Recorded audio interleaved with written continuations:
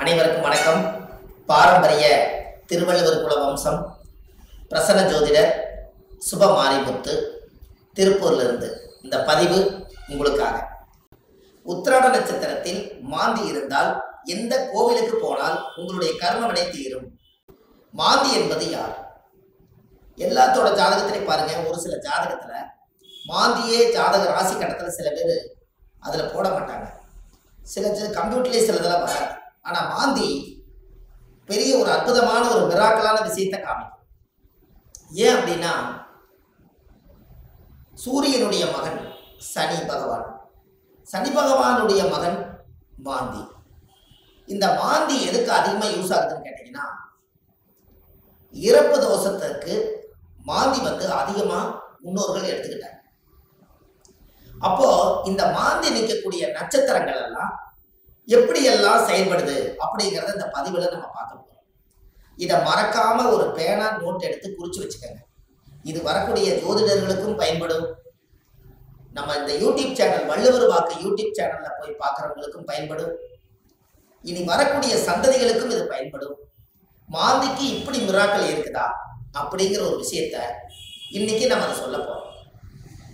இப்போ உங்க வாழ்க்கையில நீங்க தெரிஞ்சுக்க வேண்டிய விஷயம், இந்த மாந்திக்கு ஒவ்வொரு நட்சத்திரத்துக்கும் இந்த மாந்தி தோஷம் எப்படி உருவாகுது அப்படின்னா, அந்த காலத்துல குழுகன் நின்ற வீடு குட்டிச்சவர்னு சொன்னாங்க. குழுகன் நின்ற வீடு குட்டிச்சவர் அப்படின்னா குழுகன் நின்ற வீடு குட்டிச்சவரா. அப்ப இந்த மாந்தி போய் எந்த ராசியில் இருக்குதோ, எந்த நட்சத்திரத்து மேல ஏறி உட்கார்ந்து இருக்குதோ, அந்த நட்சத்திரத்தினுடைய திசைகள் அவங்களுக்கு தோஷம் அடையுமா. அப்ப அந்த மாந்தி தோஷம் என்பது என்ன? இறப்பு சம்பந்தப்பட்டது. உங்களுக்கு ஒரு உதாரணத்துக்கு சொல்றேன். லக்னங்கிறதா உயிர், லக்னம் தான் உயிர். ஒரு மனிதனுக்கு ஒரு தாயுடைய கருவறையில இருந்து தொப்புள் கொடி அறுக்கும் நேரம் எந்த லக்னத்துல அவங்க பிறந்திருக்காங்களோ, அந்த லக்னம் எந்த நட்சத்திரத்துல கரெக்டா நிக்குதோ, அந்த நட்சத்திரத்து மேல இந்த மாந்தியோட தீட்டு தோஷம் அதுல இருக்கு. இது உங்களுக்கு தெரியுமா? இதை நீங்க கண்டிப்பா தெரிஞ்சுக்கணும். அப்ப லக்னத்தினுடைய மாந்தி பிரேத சாபம். மாந்தி என்பது இறப்பு. அப்போ அவங்க முன்னோர்கள் அந்த காலத்துல என்ன பண்ணிருப்பாங்கன்னா, ஒரு லக்னத்துக்குள்ள லக்னம் ஒரு ராசி கட்டத்துக்குள்ள 3 நட்சத்திரம் இருக்கு. இந்த 3 நட்சத்திரத்துல இப்போ ஒரு உதாரணத்துக்கு அசுவனி, பரணி, கிருத்திகை 1ஆம் பாதம், இந்த 3 மேச ராசியில இருக்குது. ஒரு உதாரணம். அதுல அசுவதி நட்சத்திரத்துல மாந்தி இருந்தா என்ன பலன், பரணி நட்சத்திரத்துல மாந்தி இருந்தா என்ன பலன், கிருத்திகை நட்சத்திரத்துல மாந்தி இருந்தா என்ன பலன், இதைத்தான் இந்த பதிவுல உங்களுக்கு சொல்ல போறேன். இது உதாரணத்துக்காக. அப்போ ஒரு நட்சத்திரம் அந்த ஜாதகத்துல நம்மளுக்கு கிடைக்க வேண்டிய நட்சத்திரம். அப்ப எந்த நட்சத்திரத்துல மாந்தி உங்களுடைய ஜாதகத்துல இருக்குதோ, அந்த நட்சத்திரத்தினுடைய திசை உங்களுக்கு தெரியும். உதாரணமா அசுவதி நட்சத்திரமா இருந்தா அவங்க கேது திசையில தான் அவங்க செயல்படுவாங்க. அப்ப ஜாதகத்துல எனக்கு என்னங்க அசுவதி நட்சத்திரம் கேது திசை நடக்குது, எனக்கு கேது அசுவதி நட்சத்திரத்துக்கு கேது திசை நடத்துறாரு, எனக்கு ஒரு பலனுமே நடக்கலைங்க அப்படின்னு நீங்க சொல்லவே வேண்டாம். அந்த அசுவதி நட்சத்திரத்துக்கு அதிபதி கேது இந்த மாந்தியோட சாபம் வாங்கி இருக்கிறதுனால அந்த திசை நம்மளுக்கு வேலை செய்ய மாட்டேங்குது. அப்ப அதை நம்ம சரிப்படுத்தினா தானே அது நிவர்த்தியாகும். அப்ப அசுவதி நட்சத்திரத்துக்கு கேது, கேது என்பது பாட்டியில பாட்டின்னு வருது. அப்ப பாட்டிக்கு ஈமகாரிய செலவு செய்யாம விட்டுட்டால், அந்த முன்னோர்களுக்கு ஈமகாரியங்கள் செய்யாம விட்டுட்டா, இறந்த முன்னோர்களுக்கெல்லாம் மூதாதிகளுக்கெல்லாம் செய்யாம விட்டுட்டா, இந்த நட்சத்திர சாபம் அந்த குடும்பத்துக்குள்ள போய் அந்த திசைக்கு யோகத்தை கொடுக்கறது இல்லை. அப்ப கர்மாவிலேயே மாட்டிக்கிறீங்க. அப்புறம் எப்படி மேல வரும்? அப்ப இதெல்லாம் அந்த காலத்துல முன்னோர்கள் குளிகை நின்ற வீடு குடிச்சவர்னு எதுக்கு சொல்லி வச்சாங்கன்னா, ஒரு வீட்டுல ராசி கட்டத்துல குளிகை நின்ற வீடு குடிச்சவர் சொல்லி வைக்கல. அவங்க சொல்லி வச்சதே குளிகன் நின்ற நட்சத்திரம் அந்த வீடு குடிச்சவர்னு வச்சாங்க. அந்த நட்சத்திரத்தினுடைய திசைகள் யாருக்கு வந்தாலும் இந்த மாந்தியோட சாபம் அவங்கள துரத்திக்கிட்டே வரும். ஒரு உதாரணம், லக்னத்து மேலேயே மாந்தி நிற்குது.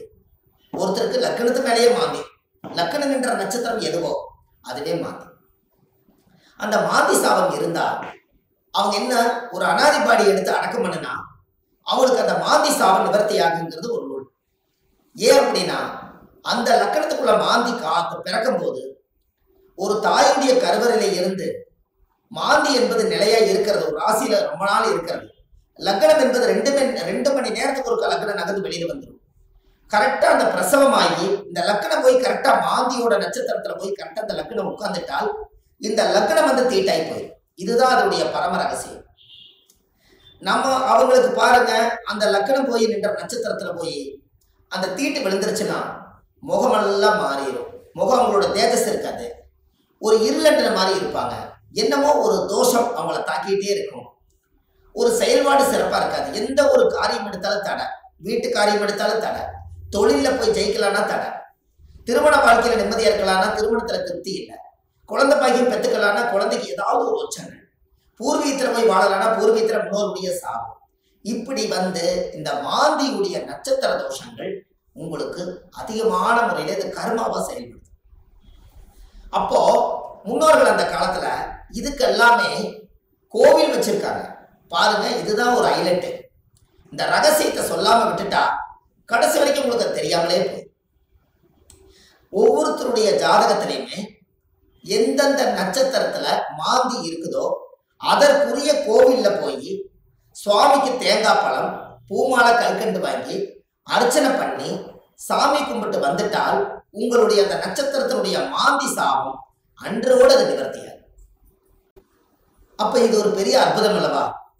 இப்ப நீங்க தெரிஞ்சுக்கணும். அப்ப அந்த கோவிலுடைய வரலாறு எங்க இருக்குது, அந்த கோவிலை நம்ம எப்படி கண்டுபிடிக்கிறது, இந்த கோயிலுக்கு போறதுக்கு வழிமுறைகள் என்ன, இது எல்லாமே நீங்க தெரிஞ்சுக்கிட்டா மட்டும்தான் அந்த வாழ்க்கை உங்களுக்கு கரெக்டா செய்யணும். அப்போ முன்னோர்கள் அந்த காலத்துல சூரியனுடைய மகன் சனி பகவான், சனி பகவானுடைய மகன் மாந்தி. அப்ப அப்பாவுடைய பேரன் தான் நம்மளுக்கு மாந்தி தோஷமா வர்றாரு. அப்ப அப்பாவுடைய சொத்து பிள்ளைக்குத்தானா, அப்பாவுடைய பாவம் பிள்ளைக்குத்தானே. அந்த கர்மாவில் இருந்துதான் உங்களால வெளியில வர முடியல. அப்ப இது மூலியமா தான் உங்களுக்கு கர்மா செயல்படுது. பாருங்க, உங்களுக்கு தாத்தாவோட சொத்து அந்த காலத்துல பாத்தீங்கன்னா தாத்தாவோட சொத்தை கொண்டு போய் வாழ்ந்து முடிச்சுட்டு உயிர் எழுதும் போது பேரன் பேர்ல போய் எழுதுவார். அப்ப சூரியனுக்கும் சனி பகவானுக்கு தொடர்பு இல்லை, மாந்திக்கு தான் தொடர்பு வருது. அப்போ அந்த ஜாதகத்திலேயே அப்ப மாந்தி என்பது உள்வினை கர்மா. மாந்தி என்பது முன்னோர்களுக்கு திதி கொடுக்காம விட்டுட்டீங்கன்னா அது நட்சத்திரத்தினுடைய மாந்தி போய் அந்த தோஷம் அடைஞ்சிடும். அந்த திசைகள்ல நம்மளுக்கு சரியான பிரச்சனைகள் வந்து எல்லா கோயிலுக்கும் போயிட்டு வந்துட்டேங்க, எல்லா பூஜையும் பண்ணிட்டு வந்துட்டேன், எல்லா பரிகாரங்களும் சொன்னதெல்லாம் செய்திருக்கேன். ஆனா ஏன் எனக்கு வந்து ஒவ்வொரு நாளும் பலாபலம் மாறி வருது, எனக்கு எதுவுமே நடக்கலையே, இப்படி ஒரு கேள்வி பிறக்குது. அப்ப அந்த ஜாதகத்தை வாங்கி பார்த்தா நீங்க என்ன நட்சத்திரத்துல திசை நடக்குதுன்னு கேட்டா எனக்கு ஒரு நட்சத்திரம் அஸ்வினியில திசை நடக்குது, எனக்கு கேது திசை நடக்குதுங்க. கேது அது மாந்தியோட நட்சத்திரம், அஸ்வினியில இருந்து நிற்குது. அப்போ இப்படித்தான் ஒவ்வொருத்தருடைய நட்சத்திரத்தையும் இந்த மாந்தி லாக் பண்ணி வச்சிருக்கு. இதை தெரிஞ்சுக்கிட்டாலே உங்க வாழ்க்கை ரொம்ப சிறப்பா இருக்குமே. அப்ப இந்த மாந்திங்கிற ஒரு கர்மா கேரளாவில எல்லாம் பாத்தீங்கன்னா குளிகனை வச்சுதான் ஜாதகமே கணிப்பாங்க. அவங்களுக்கு கர்ம வினையை கண்டுபிடிக்கிறதே குளிகனை வச்சுதான். அதனாலதான் குளிகன் இந்த வீடு குட்டிச்சவர்னு அந்த காலத்துல சொன்னது. கேரளாவில் பிரசன்னம் பார்த்தாங்கன்னா குளிகை தோஷம் இருக்குதுங்கிறத அவங்க அதை தெளிவா சொல்லுவாங்க. அப்ப அதை சொல்லி முதல் முன்னோர்களுடைய கர்மாவை நிவர்த்தி செய்துட்டா நீங்க இந்த பூமியில பிறக்கும் போது கொண்டு வந்த யோகம் வேலை செய்யுங்கிறது ஒரு ரூல் உண்டு. அது அந்த காலத்துல இருந்தே இருக்கு. நாம நல்லா யோசிச்சு பாருங்க, நம்ம போன ஜென்மத்துல செய்த பாவங்கள் இந்த ஜென்மத்துல கிரக அமைப்போட இருந்து நான் ஏதாவது ஒரு கஷ்டமா தான் நம்ம என்ன சொல்றோம், போன ஜென்மத்துல நான் என்ன பாவம் செஞ்சேன்னு எனக்கு தெரியலீங்க, ஆனா இந்த ஜென்மத்துல நான் ரொம்ப கஷ்டப்பட்டு போயிட்டேன், ஒரு காலம் கெட்டால் ஒரு காலம் நான் நல்லா இருக்கணும், நான் சம்பாதிச்சதுலயும் நிம்மதி இல்லை, வாழ்க்கையிலேயே எனக்கு நிம்மதி இல்லை, குழந்தை பெற்று பார்த்தா அது நிம்மதி இல்லை, கணவன் மனைவியோட வாழ்ந்து பார்த்தா அதுலேயே நிம்மதி இல்லை, எனக்கு இந்த ஜாதகத்துல ஏன் தான் நான் அந்த பிறப்பு வாங்கி வந்தேன்னு எனக்கும் தெரியல, அப்ப நான் எப்பதான் நான் நல்லா இருப்பேன் அப்படின்னு ஒரு கேள்வி பிறக்குது. அப்ப இந்த இடத்துல என்னன்னு கேட்டா சூரியன் ஒரு ஜாதகத்துல உச்சமா இருக்காரு, நீங்க ஜம்முன்னு இருப்பீங்க, சனி உச்சமாக்குறாரு ஜம்முன்னு இருப்பீங்க, இதெல்லாம் ரைட்டு. ஆனால் இந்த கர்ம வினைங்கிறது ஒண்ணு என்னன்னா தாயுடைய கருவறையில இருந்து தொப்புள் கொடி அறுக்கும் போதே இந்த பிரபஞ்சம் கொடுக்கக்கூடிய அந்த கர்மா தோஷம் தான் அந்த லக்ன தோஷமோ இந்த நட்சத்திரத்தினுடைய மாந்தி தோஷம். அப்போ ஒவ்வொரு நட்சத்திரக்காரர்களுக்கும் மாந்தி எந்த நட்சத்திரத்துல இருக்குதோ அதுக்குரிய கோயிலுக்கு போயிட்டு வந்தீங்கன்னா கண்டிப்பா உங்க லைஃப்ல ஒரு மாற்றம் ஏற்படும். அதுக்கப்புறம் உங்களோட தொழில் விருத்தியாகும், குடும்ப விருத்தியாகும், மனை விருத்தியாகும், மாங்கல்ய விருத்தியாகும், ஆயுள் ஆரோக்கிய ஐஸ்வர்யம் விருத்தியாகும், புத்திர பாக்கியம் விருத்தியாகும், செய்யும் தொழிலில் லாபம் கிடைக்கும், மன நிம்மதி சந்தோஷம் உங்களுக்குள்ள இருக்கும், பட்ட கடன் அடைச்சிருவீங்க, தீராத துன்பத்திலிருந்து வெளியே வந்துடுவீங்க, வெளிநாட்டு பயணம் போக வேண்டிய தடைகளுக்கு போயிட்டு வந்துடுவீங்க, திருமணமே ஒரு வாழ்க்கை அமைஞ்சு எனக்கு சரியில்லை மறுவாழ்வு தான் எனக்கு வேண்டி நினைச்சிட்டு இருக்கிறவங்களுக்கு மறுவாழ்வு, குடும்பத்துக்குள்ள தீராத நோய்கள், மருந்தில்லாத நோய்க்கு மருந்து, எல்லாமே உங்களுக்கு கிடைக்கும். அதுக்கு நீங்க என்ன பண்ணணும், உங்க ஜாதகத்தை நீங்க நல்லா எடுங்க. ஜாதகத்தை எடுத்து உங்க ஜாதகத்துல மாந்தி சாரமாகாத கிரகம் சோர போய் விடுமா, மாந்தி எந்த நட்சத்திரத்துல இருக்குதோ அந்த நட்சத்திரம் எதுன்னு பாருங்க. அந்த நட்சத்திர கோயிலுக்கு கரெக்டா நீங்க போயிட்டு வாங்க. உங்களுக்கு அந்த மாந்தி நின்ற நட்சத்திர தோஷம் நிவர்த்தியானால் உங்களுக்கு நடக்கிற குடும்பத்துல எல்லாம் நல்லா. அப்போ இந்த ஜாதகத்துல இவ்வளவு பெரிய ரகசியத்தை நிவர்த்தி பண்ணலைன்னா அது முடக்கு மாதிரி அப்படியே முடங்கி போயிடும். இதனாலதான் அந்த ஜாதகத்துல அந்த காலத்திலேயே இந்த விஷயத்த சொல்லி வச்சாங்க. இது இன்னைக்கு தான் அது வெளியில வருது, இருந்தாலும் பரவாயில்ல. இதுக்கு மேலே அது வெளியில வரலைன்னா கடைசி வரைக்கும் இந்த ரகசியம் தெரியாமலே. அப்ப ஜாதகத்துல நீங்க கண்டிப்பா தெரிஞ்சுக்க வேண்டிய விஷயம் இருக்குதா இல்லையா? உங்க முன்னோர்களுடைய கர்மாவை தான் நீங்க சுமந்துட்டு இருக்கிறீங்க. அதை இறக்கி வச்சுட்டாலே உங்க ஜாதகத்தில் இருக்கிற யோகம் கட்டாயம் வேலை செய்யும் அல்லவா? ஒவ்வொருத்தரும் மனசுக்குள்ள நம்ம எதோ சம்மந்தம் இல்லாத உள்ளத்துக்குள்ள எதையாவது ஒரு மனசுக்குள்ள போட்டு பெரட்டிட்டே இருக்கிறோம். என்னைக்குத்தான் நம்ம இந்த மனசுல இருந்து ரிலீஸ் ஆயிடுவோம் அப்படிங்கிற உள்ளம் ஒவ்வொரு நாளும் துடிக்குது. அதுக்கு எங்க தப்பு நடக்குதுன்னு நமக்கு தெரியணும் அல்லவா? திசை அடிப்படையில பார்த்தா எனக்கு திசை நல்லா இருக்குதுன்னு சொல்றாங்க, ஆனா மனசு சரியில்லை. நட்சத்திர அடிப்படையில பார்த்தா எனக்கு இந்த நட்சத்திரம்ங்க, ஆனா இந்த வரைக்கும் நான் நல்லா வாழல. லக்னம் நல்ல லக்னத்துல தான் பிறந்திருக்குன்னு சொல்றாங்க, ஆனா லக்ன பிறப்புல நான் நல்லா வாழல. 9 கிரகங்களும் சரியான இடத்துல அமைஞ்சிருக்குதுன்னு சொல்லியிருக்காங்க, ஆனா இது வரைக்கும் எனக்கு 9 கிரகத்தினுடைய சூட்சமத்தினால நான் திருப்தி அடையல. அப்ப நானே கையூனி கரணம் பாஞ்சு வாழ்க்கையில வெளியே சொல்லாம ஒரு கௌரவத்துக்காக வாழ்ந்துட்டு இருக்கிறேன். நான் என்னைக்குத்தான் உண்மையா வாழுவேன்? இப்படிங்கிற கேள்வி ஜோதிடம் பார்க்க ஒவ்வொருத்தர்களுடைய உள்ளத்திலே துடிக்குது. அப்ப இந்த வாழ்க்கைக்கெல்லாம் மாந்தி தான் பிரதான தோஷம், அதுதான் ஊழ்வினை தோஷம், அதுதான் கர்மவினை தோஷம். முடக்கு தோஷத்துக்கு அப்பாற்பட்டு 100 விதமான தோஷத்துக்கு ஒரே தோஷம் மாந்தி தோஷம். இந்த இறப்புக்கு மட்டும் ஒரு பெரிய தோஷம் என்னன்னா மாந்தி தான் இறப்பு. உங்களுக்கு ஒண்ணு தெரியுமா? குளிகை காலத்துல சொல்லுவாங்க, ஒரு குளிகை காலத்துல ஒரு விஷயத்தை செஞ்சா திரும்ப திரும்ப செஞ்சுக்கிட்டே இருப்பாங்கம்பாங்க. அப்ப நல்லது செஞ்சாலும் திரும்ப திரும்ப வரும், கெடுதல் செஞ்சாலும் திரும்ப திரும்ப வருமா? அப்ப குளிகை நேரத்துலதான் எதை செய்யணும்னு அந்த காலத்துல முன்னோர்கள் அதை யோகிச்சு வச்சிருக்காங்கல்ல. இது எல்லாம் தான் உலகத்துல இருக்கு. நீங்க போங்க, வள்ளுவர் வாக்குன்னு யூடியூப் சேனல்ல போனீங்கன்னா இது போல ஆயிரக்கணக்கான பரிகாரத்தை நிறைய கொடுத்துருக்கேன். கண்டிப்பா இதெல்லாம் நீங்க தெரிஞ்சுக்கணும். ஏன்னா அந்த மாந்தியோட சாபத்தை தீர்த்துட்டாலே உங்க வாழ்க்கையில ஒரு அஸ்வமேத யாகம் நடத்துறதுக்கு சமம் கொடுக்கும். எப்படி ஒரு பிரமாதமான ஒரு பிறப்புன்னு பாருங்க. அப்ப இந்த கண்டிப்பா உங்களுக்கு இதுக்கு ஒரு தீர்வு வேணும் அல்லவா?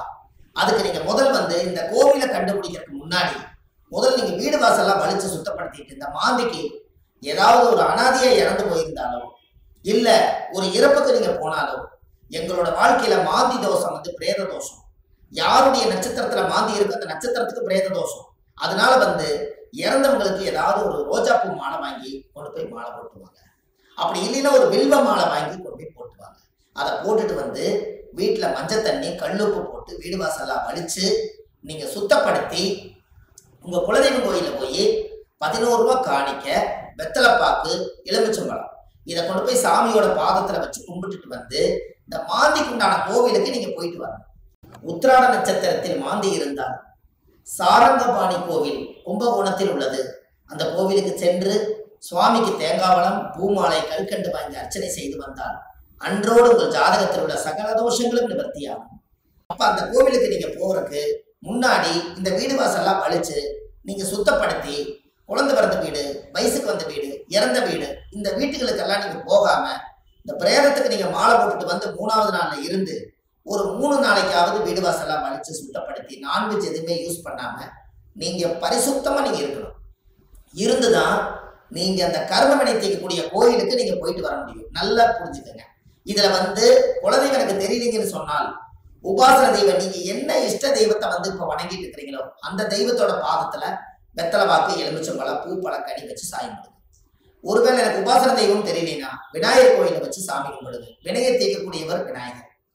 அப்படி ஒருவேளை எனக்கு விநாயகர் கோயிலும் முடியலனா முருகன் கோயில்ல திருச்செந்தூர் முருகனை நினைச்சுக்கலாம். 6 வடை வீட்டுல எந்த வடை வேணாலும் நீங்க எடுத்துக்கலாம். இப்படி ஏதாவது ஒரு தெய்வாலயத்துல வெத்தலை பாக்கு, 11 ரூபாய் காணிக்க, எலுமிச்சம்பழம். இதை வச்சு நான் இந்த கர்ம வினையை தீர்த்துட்டு வர்றேன். அதை தீர்த்துட்டு வந்ததுக்கு அப்புறம் என்னுடைய வாழ்வாதாரம் நல்லா இருக்குன்னு சொல்லி நீங்க அந்த ஒரு மூல மந்திரத்தை நீங்க ஒரு கோயில்ல போய் சொல்லணும். என்னன்னு சொல்லணும்? முற்பிறவியில செய்த பாவங்கள் என்னோட கர்மாவெல்லாம் தீரணும்னு சொல்லி கோயில்ல நீங்க விளக்கு போட்டு ஒரு 21 முறையாவது அந்த கோயில் முன்னாடி போய் சாமி கிட்ட சொல்லணும். என்னன்னு? முற்பிறவியில செய்த பாவங்கள் எப்பிறவிக்கும் தொடராமல் இருக்க, இப்பிறவியிலேயே என்னுடைய தந்தை வழியில வந்த கர்ம வினைகளும் தாய் வழியில வந்த கர்ம வினைகளும் என்னுடைய இந்த பூர்வ ஜென்மத்துல நான் இந்த பூமியில கொண்டு வந்த கர்ம வினைகளும் இன்றோடு நிவர்த்தி ஆகட்டுன்னு சொல்லி உங்க ஜாதகத்துல இந்த கர்மா தோஷத்தை நீங்க சுத்தப்படுத்தியாச்சுன்னா அன்னையோட உங்க வாழ்க்கை ரொம்ப சிறப்பா இருக்கும். இதை சொல்லி விளக்கு போட்டு சாமி கும்பிட்டு தேங்காய் பழம், பூமாலை, கல்கண்டு வாங்கி அர்ச்சனை பண்ணி சாமி கும்பிட்டு வாங்க. அன்னையோட அது நிவர்த்தி ஆகும். அந்த கோவில் என்னங்கிறது தான் இப்போ உங்களுக்கு சொல்ல போறேன். ஏன்னா இந்த கோயில் நம்ம எப்ப சொல்லணுங்கிற ஒரு விதி இருக்குது. இந்த அர்த்தங்கள் எல்லாம் புரியாம நீங்க கோயிலுக்கு தெரிஞ்சிட்டாலோ கோயிலுக்கு போனாலோ விவரம் பத்தாது. அதனால நீங்க இதை செஞ்சீங்கன்னா உங்க வாழ்க்கை ரொம்ப பிரமாதமா இருக்கும் என்று சொல்லி இந்த ஒவ்வொருத்தரோட வாழ்க்கையிலையுமே இந்த மாந்தி தோஷம் நம்மளை ரொம்ப கடுமையான பாதிப்புல கொண்டு போய் எல்லா மக்களையும் உட்கார வச்சதுனால இந்த மாந்தியிலிருந்து நீங்க விடுதலை ஆயிட்டால் உங்களுக்கு சுதந்திரம் கிடைச்சாச்சு. உங்க ஜாதகத்தினுடைய பிடியிலிருந்து, தோஷத்தினுடைய பிடியிலிருந்து, உங்க வாழ்வாதாரத்தினுடைய பிடியிலிருந்து நீங்க மிகப்பெரிய பிரம்மாண்டமான ஒரு ஆரோக்கியமான வாழ்க்கை வாழுவீங்க. இந்த மாந்தி சாபத்தை நிவர்த்தி பண்ணிட்டு வாங்க. உங்க வாழ்க்கை எப்படி இருக்குதுன்னு மட்டும் பாருங்க. வள்ளுவர் வாக்குன்னு யூடியூப் சேனல்ல போயிட்டு இருக்குது. ஆன்லைன்லயே நம்ம ஜாதகம் பார்க்கறோம். Date of birth, time, place நீங்க கொடுத்தா போதும், ஜாதகத்தை கணிச்சு போன்லயே உங்களுக்கு சொல்லிடுறோம். இதுல உங்க ஜாதகத்துல கீழே போயிட்டு இருக்கிற நம்பருக்கு நீங்க ஒரு முன்பதிவு செய்து வச்சுக்கோங்க. இந்த மாதிரி 1000 பரிகாரங்கள் உங்களுக்கு எளிமையா கொடுத்துருக்கறனால இதை நீங்க ஒரு சப்ஸ்கிரைப் பண்ணுங்க. டெய்லி போடக்கூடிய வீடியோ உங்களுக்கு வந்துடும். அப்ப இந்த ஒரு சூட்சமத்தை இன்னைக்கு இந்த மாந்தி தோஷத்தை நிவர்த்தி பண்றதுக்கு கட்டாயம் உங்களோட வாழ்க்கையில ஒரு மிகப்பெரிய ஒரு மாற்றத்தை நீங்க ஏற்படுத்த போகுது. அப்ப என்னென்ன நட்சத்திரத்துல மாந்தி இருந்தால் இந்த கர்மதோஷம் நீங்கிறத 27 நட்சத்திரத்துக்காரர்களுக்கும் இந்த வீடியோவை நான் உங்களுக்கு பதிவா கொடுக்குறேன். ஒவ்வொரு நட்சத்திரக்காரர் 27 நட்சத்திரத்துல யாராரு இந்த உலகத்துல எந்தெந்த நட்சத்திரத்துல நீங்க பிறந்திருக்கீங்களோ அந்தந்த நட்சத்திரத்துல போய் அதுக்குரிய கோயிலுக்கு போய் வழிபாடு பண்ணிட்டு வாங்க. கண்டிப்பா உங்க வாழ்க்கை நல்லா இருக்கும். அதுக்காக இந்த பதிவை கொடுக்குறேன். பாரம்பரிய திருவள்ளுவர் குல வம்சம், பிரசன்ன ஜோதிடர் சுப மாரிமுத்து, திருப்பூர்ல இருந்து. நன்றி, வணக்கம்.